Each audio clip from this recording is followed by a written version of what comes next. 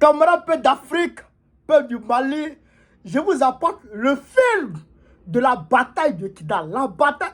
Est-ce que vous savez que, chers camarades peuple d'Afrique, est-ce que vous savez que à 15 km de Kidal, il y a eu une bataille. Mais la bataille a duré 10 minutes. 10 minutes, la bataille où les Kodjougou étaient allés se positionner à l'entrée de Kidal, 15 km de Kidal. Et ils ont dit non, l'armée ne va pas passer. Là. La bataille a duré 10 minutes. 10 minutes, mais trop. Frère, il a dit non. Ça veut dire qu'il faut que je vous explique les choses pour que vous puissiez comprendre, chers camarades d'Afrique. Le combat n'a pas duré plus de 10 minutes. Et je vous assure qu'il n'y a même pas eu de combat dans la ville de Kidal. Camarades d'Afrique. Quand je disais aux gens, il y a eu le combat de Kidal là, ça n'a même pas fait 2 heures. Moi, je disais 2 heures. Mais 2 heures est trop. Même pas 10 minutes. Je dis, c'est des Kodjougou, c'est des Waworo. Ceux-là, ce n'est pas des combattants, des plaisantins. Frère, non, camarades d'Afrique, suivez la vidéo. Suivez la vidéo. Après, j'ai été quantiqué. Frère, tranquillement, on est parti. Voilà la population de Kati qui accueille le président de la transition. L'entrée des FAMA à Kidal est le résultat de quelques jours d'opérations stratégiques. Des mouvements aéroterrestres ont été combinés pour traquer les terroristes jusque dans leur dernier retranchement. Gros plan sur le déroulé des opérations avec Ibrahima Traoré. Kidal sous contrôle total des FAMA. Épilogue d'un raid mené depuis quelques jours. 2 sous-groupements tactiques interarmes sont mis en ordre de bataille pour exécuter cette opération stratégique.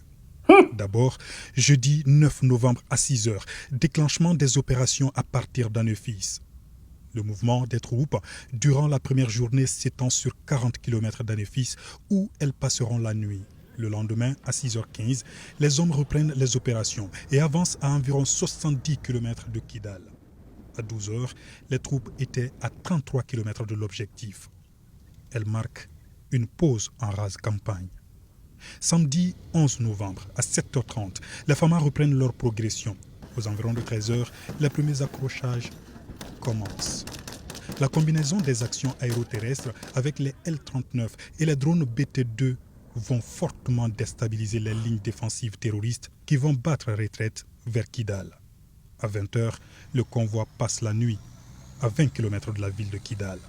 Dimanche 12 novembre, au petit matin, la surveillance des drones montre quelques mouvements des terroristes à environ 15 km autour de la ville. Les dispositions sont vite prises pour les neutraliser. 7 pick-ups sont détruits et des dizaines de terroristes tués. Le mouvement stratégique s'est poursuivi hier lundi 13 novembre à 6h30 avec la destruction d'un véhicule blindé de l'aménagement détenu par les terroristes. À 12h30, le convoi est à environ 13 km de Kidal. Les vecteurs aériens interviennent pour traiter des cibles, précisément des pick-up. À 19h, les troupes sont aux portes de Kidal et y passent la nuit. Ce mardi 14 novembre, les FAMA reprennent leur mouvement et c'est à 10h45 que les premières forces entrent à Kidal, procèdent au déminage et au ratissage de la zone. Voilà Kidal. Kidal, la rebelle. Kidal, ville de toutes les défiances et de tous les débordements. Kidal, l'insoumise hier et Kidal, la malienne pour toujours. La question de Kidal demeure le nœud gordien de la stabilisation de notre pays, l'épine dorsale dans le processus de paix. En effet, la libération de Kidal était sur toutes les lèvres depuis celle de Gao et ensuite celle de Tombouctou en 2012. Les citoyens lambda avaient hâte de voir les forces armées maliennes débarquer dans ce sanctuaire qui ne dit pas son nom. Eh bien, cette chose faite ce mardi 14 novembre 2023, une autre date a inscrit en lettres d'or dans les annales de l'histoire politique du Mali. Pour y arriver, que de chemins parcourus, que d'obstacles franchis, que de sacrifices consentis par les autorités, les forces armées maliennes et par les citoyens qui n'aspirent qu'à la paix. Les autorités de la transition n'ont jamais caché leur vision de redonner aux forces armées maliennes toute leur plénitude à travers une ambitieuse politique de montée en puissance traduite par le recrutement, l'équipement, la formation et j'en passe. Une politique de montée en puissance qui a permis de booster le moral des troupes avec plus de détermination et plus d'engagement.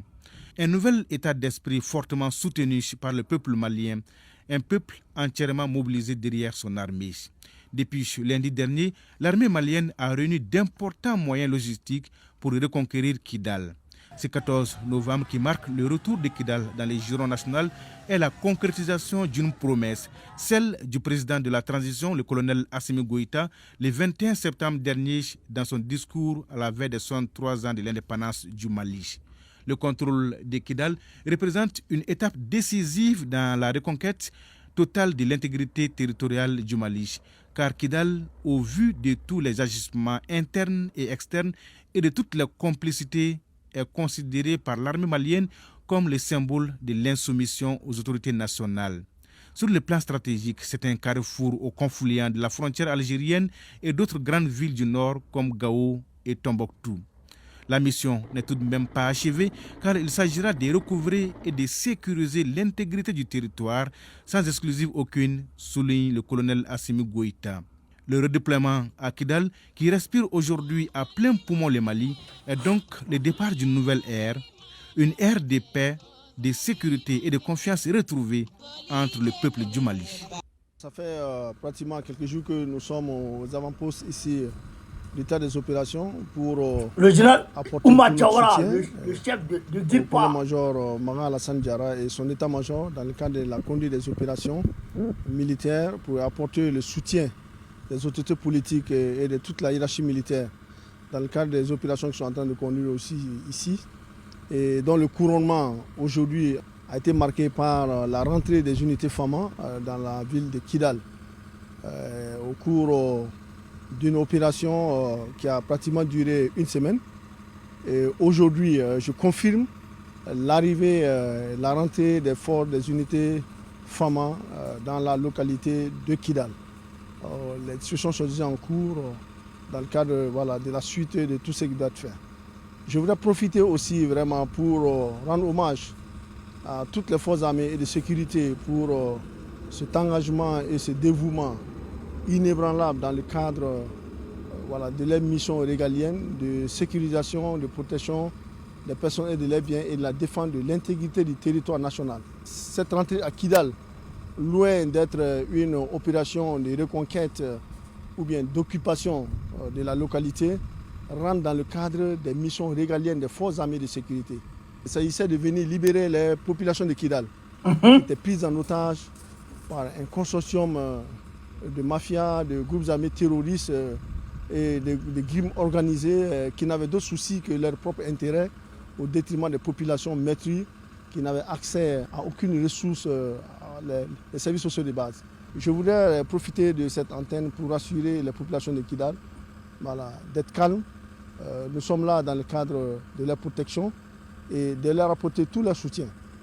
Tout leur soutien, nous sommes des professionnels et nous continuerons à travailler dans ce sens. Cette opération a été réussie grâce au leadership de nos autorités politiques. En premier lieu, le président de la transition, le colonel Assimi Goïta, qui a donné des orientations très claires par rapport à la conduite de cette opération, et le succès et sa réussite.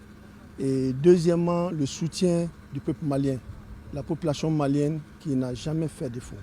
Et aujourd'hui, dès l'annonce déjà de la rentrée des unités FAMA à Kidal, nous avons vu toute cette effervescence dans laquelle le peuple malien, le Mali se trouve aujourd'hui.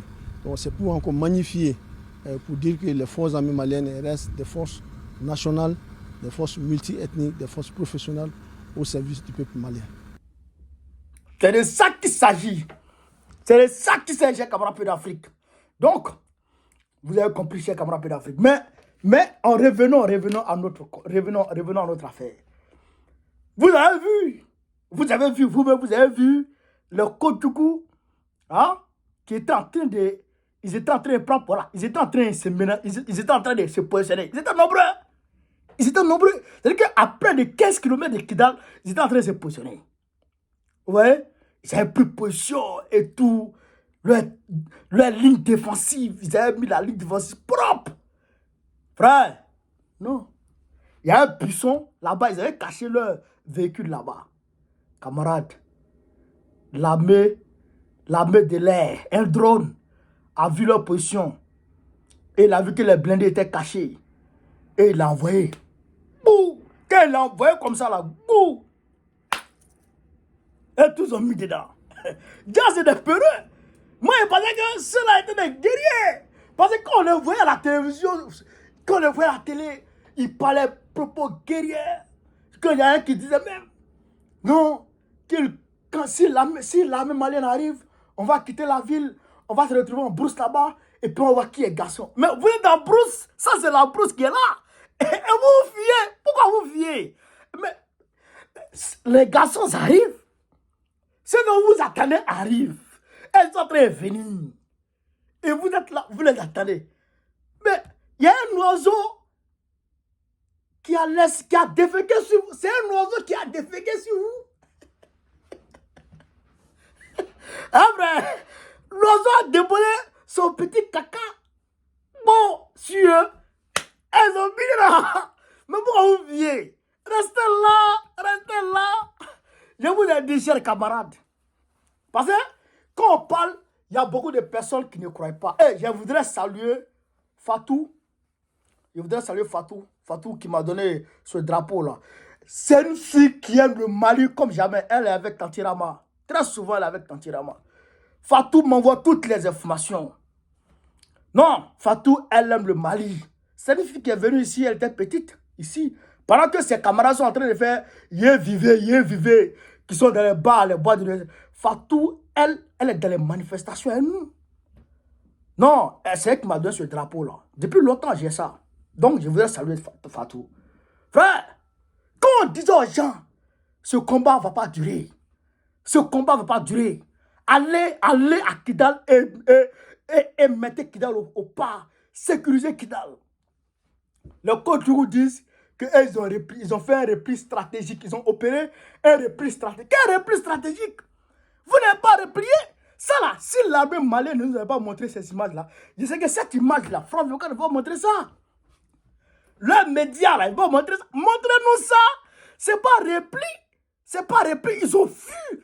Ils ont fui. C'est-à-dire qu'ils ont pris la peau d'escampette. Ça, c'est frayalé. Ils ont mis dedans. Ils ont mis dedans. Ça vous avez vu? Ça là, ils ont fui. Camarades peu d'Afrique. Est-ce que ça là, ils n'ont pas vu? Est-ce que ça là, on peut dire que c'est reprise? C'est pas reprise stratégique. Ils ont fui. Ils sont restés cachés dans la grotte. Loin là-bas. Mais comment? C'est que ils sont mis dedans. Ils ont mis dedans. C'est le moto. La Malienne même exagère. Pourquoi vous ne montrez pas tout? Montrez-nous comment ça train de courir. Montrez ça. Pour couper les images comme ça là. Frère, je vous dis, est-ce que ça? Tu sais ce que dit? Et sa tête en train de faire des doxy yao. Sa grosse tête en train de coussin. En train de coussin des bébés hollandais. Bon, lui, il ne voit pas ça. Et il bavarde. Ton peuple est en train de souffrir. Depuis 1994. Ton peuple est en train de souffrir. Plus de 15 à 16 millions de morts. Plus de 15 à 16 millions de morts. Hein? Les gens souffrent. Et tu ne veux pas prendre tu ne veux pas chez les Russes pour aller prendre les armes. Tu ne veux pas ça. Tu es ami aux Américains qui sont amis à Kagame. Et quand je dis que Tshisekedi est ami à Kagame, il y a des Congolais moutons. Ben, il y a beaucoup, dans tous les peuples, il y a des moutons. Il y a des Congolais, dans leur tête, il y a Astiko. Ils vivent, ils sont vivants, mais il y a Astiko dans leur tête qui vient me dire, Tshisekedi est bon, Tshisekedi est bon. Un homme qui parle. Nous là, nous les hommes avertis, nous qui sommes intelligents, non intelligents, nous les hommes intelligents là, quand on te regarde comme ça, tu parles, et tu n'agis pas, nous on te quitte. Moi là, je vais vous dire une chose, et je vais vous dire une chose, cette vidéo. Moi, bon, on connaît que vous voyez là. J'ai failli me faire renvoyer à l'école à cause de Draman Ouattara. Oui, en 2010, j'ai failli me faire renvoyer à l'école à cause de Draman Ouattara. Tellement que je le supportais. Parce qu'il parlait et on se disait qu'il était bon. Oui, il le supportait. En 2015, il est venu avec le même discours de 2010.